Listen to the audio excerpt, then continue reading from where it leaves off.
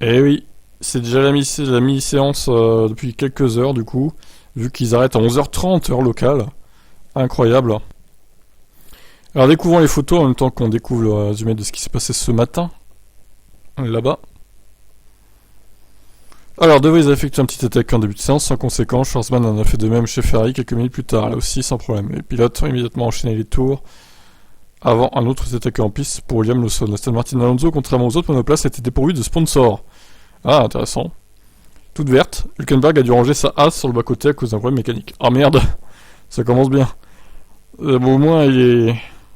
Alors, regardez Alonso avec sa combi sans sponsor aussi. Et le numéro 10 dans l'Alpine. Oh là là, quelle image. Ouais, du coup, Hülkenberg, bah, ça y est, il est officiellement chez Haas, un problème mécanique. Bon, ça part bien, le voilà, justement. Quel enfer. Ah non, c'est pas le 51, Hülkenberg. C'est l'autre, ça.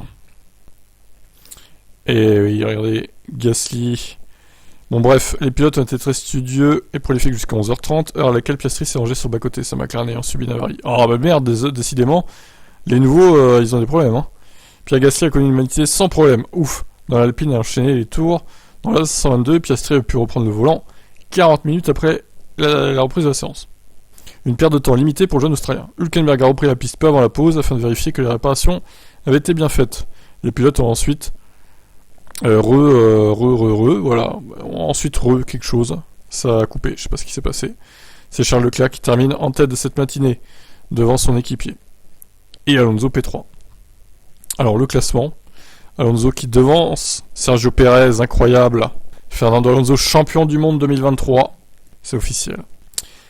Et pour la première fois, vous vous rendez compte, depuis 2007, en fait, chez McLaren Mercedes, Alonso reconduit avec un moteur Mercedes. Incroyable. Ça fait 15 ans quand même. Hein.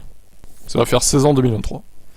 Donc Gasly 5, Bottas, Norris, Drugovic, Albon, Lawson, Tsunoda. Bon après voilà, c'est comme j'ai déjà dit dans l'autre vidéo, ça veut rien dire, hein, ces chronos là, on sait pas qui roule avec quel pneu à quel moment, donc bon, c'est un peu compliqué quoi. On fera le point évidemment sur les essais avec d'autres photos.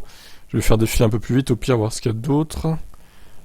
Du coup, en fin de journée, allez, Pierre Gasly numéro 10, je vais mettre en miniature, je pense. Ah, Fernando, ça fait bizarre de le voir. Alors, regardez, ouais, la voiture. Ah, je vais mettre celle-là en miniature, je pense. C'est particulier, hein, sans sponsor, waouh. Ça fait bizarre. Jack Doohan. Toujours la McLaren avec sa décoration à Abu Dhabi. Logique. Et ben voilà, un vent de changement souffle sur la F1. Magnifique. Ça c'est Vesti avec le numéro 21. Ah ouais, le Stone, trop bizarre. Bon voilà, alors pourquoi ils ont pas mis de sponsor sur la Stone, j'avoue que je ne comprends pas trop. C'est assez étonnant.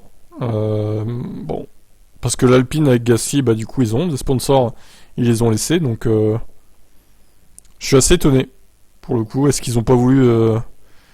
Vous voyez, hein, Alpine, hein, bon, voilà, il y a des sponsors partout, hein, sur la voiture de Gasly. Est-ce qu'ils ont pas voulu s'associer avec Alonso avant 2023? Je sais pas, c'est bizarre. Peut-être des détails contractuels. Allez, je vous laisse.